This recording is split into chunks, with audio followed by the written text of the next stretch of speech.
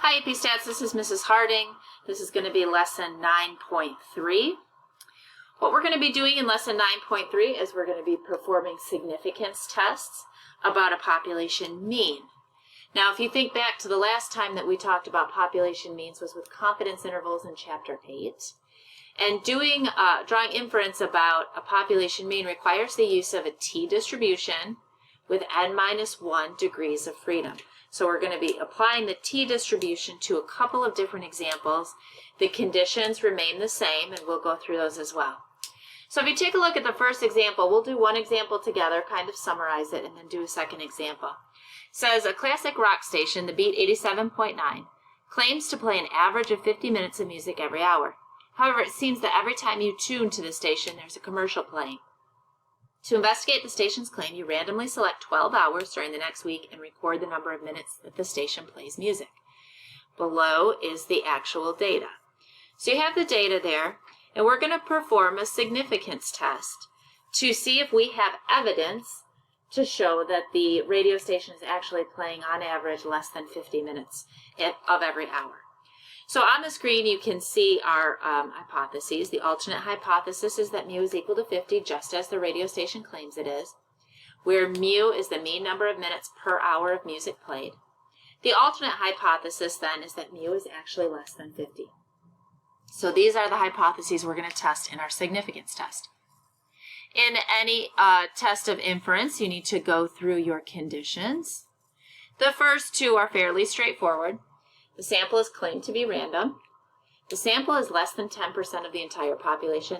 Let's just be clear, the population is all the hours that the radio station is on air.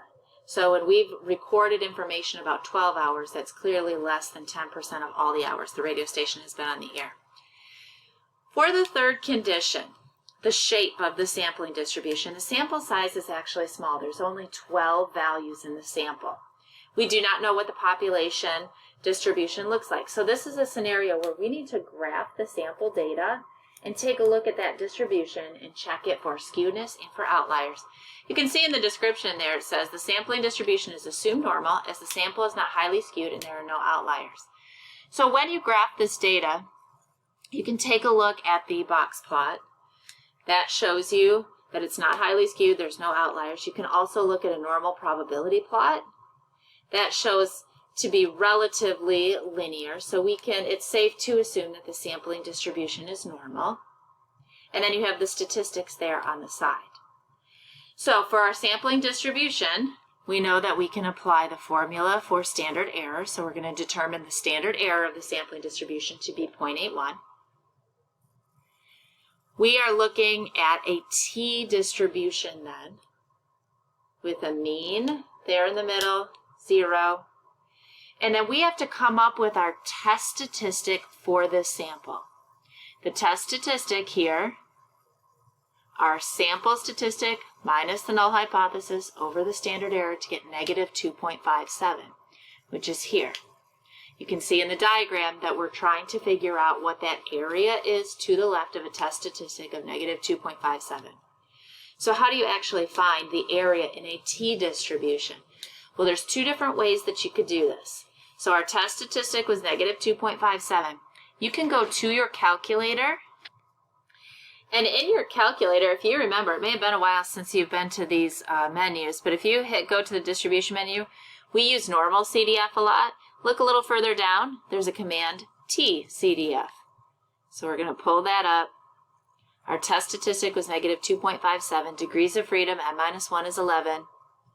Put that on the screen, and it gives you that area under the t-distribution, which is the p-value of our test. So the p-value for the significance test is 0.0131. It's less than alpha. We're going to reject the null hypothesis. This sample does provide us evidence that the Beat plays an average that is less than 50 minutes of music per hour. But without your calculator, how would you come to that conclusion? Well, on the next page, you can see a portion of the t-distribution table given to you.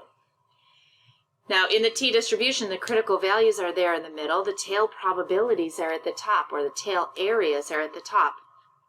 If I go to the line for 11 degrees of freedom, I'm just looking for the range that my test statistic falls in. And you can see that it's between these two numbers here, which puts me between a tail area of 0.01 and 0.02. So this is just saying that the p-value is between 0.01 and 0.02. You don't need a specific number. That is all less than 0.05, so we would come to the same conclusion of rejecting the null hypothesis. If you scroll then to the next page, it's a little bit of a summary of what we did. When the conditions are met, we can test a claim about the population mean mu using a one-sample t-test. And to do that, you need the t-test statistic. So choose an SRS of size n from a large population. You can calculate the test statistic with the formula given there. T is equal to x bar minus mu over the standard error. Now, depending on your alternate hypothesis, you're finding one of three different areas on the t distribution. You might be finding the area in the upper tail, lower tail, or you may be doing a two-tailed test. The conditions for performing this test are the same as what we talked about with confidence intervals. The data comes from a random sample. If you're sampling without replacement, you have to check that your sample size is less than 10% of the population. And the population distribution, in that third one, you're trying to determine whether the sampling distribution is normal or not. There's a few ways you could do that. If you know that the population distribution is normal, then you're good. If the sample is 30 or more, you're good. If the sample is less than 30 and the population is unknown, then you're going to graph the sample data to assess its normality. Okay, let's take a look at this last example. Top, it says, because T procedures are so common, all statistical software will do the calculations for you, including your graphing calculator. Sometimes the information will be given to you and you need to summarize the results. So looking at this last example, the level of dissolved oxygen in a stream or river is an important indicator of the water's ability to support aquatic life. A researcher measures the DO levels at 15 randomly chosen locations along a stream. Here are the results. So the question there, a dissolved oxygen level below 5 milligrams per liter puts aquatic life at risk. Can we conclude that aquatic life in this stream is at risk? All right, the population parameter that we're trying to draw an inference about is the average oxygen level in this stream. So our null hypothesis is that it's fine, that it's 5 milligrams per liter.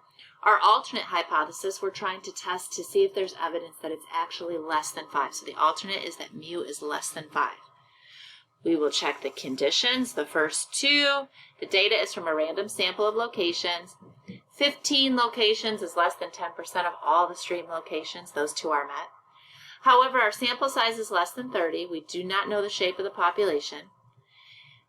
The plots of the data indicate no skewness or outliers. It's safe to assume a normal sampling distribution. Well, let's look. You can do all of this on your calculator. Put all your information into L1. You can see the normal probability plot is roughly linear. The box plot of the data is not skewed. It has no outliers. We can actually run this test in our calculator, and I will go through that with you in just a second, but let's go through the steps that we worked out by hand. So once we've determined that we can apply a t-distribution to this, we need the standard error, 0.24. We need the test statistic, negative 0.94. And from there, we'll go to the calculator to evaluate the p-value, which is 0.1809. So because this p-value is greater than alpha, it's greater than 5%, we fail to reject the null hypothesis. There is not significant evidence to suggest the mean oxygen level in the stream is below 5 milligrams per liter. So the other screen that you see here on the side, it's a screenshot of the calculator performing this t-test, and I'll show you where that is and how to use that feature. You're going to go to Stat, over to where all the tests are, and you're going to perform a t-test. And you have two options. If you already know mean, standard deviation, everything of your sample, you can select stats and fill it in, which I've done already. The mean was 5, the mean of the null hypothesis was 5, x bar 4.77, 0.94, n is 15. We are doing a test of less than the null hypothesis. Another option for this is you have the data in a list already. So you could just say the null hypothesis mean is 5. My data is in list 1. And you can go from there. I don't have the data in there, so I have to run it this way. And you'll go down and calculate. And you can see what it tells you there. It tells you what the test statistic is. Test statistic was the same that we had calculated here, negative 0.94. The p-value, 0.1796, you can see is slightly different. And as long as you're showing your work, those differences don't matter. So in here, again, with a p-value that's greater than alpha, we would fail to reject. We do not have evidence that the oxygen levels in the stream are not sufficient for the fish. Another option with technology is that sometimes you are just given the results. So if you take a look at this, assuming the conditions have been met, the t-test was conducted using Minitab. So look at what you see in here, test of mu equals 5 versus less than 5. And it basically gives you the same numbers here that you just saw on your calculator. You've got the t-test statistic, you've got the p-value. So based on these statistics, what would you conclude? We would fail to reject again. Part D, construct and interpret a 95% confidence interval for this problem situation. Should you use the confidence interval to draw a conclusion?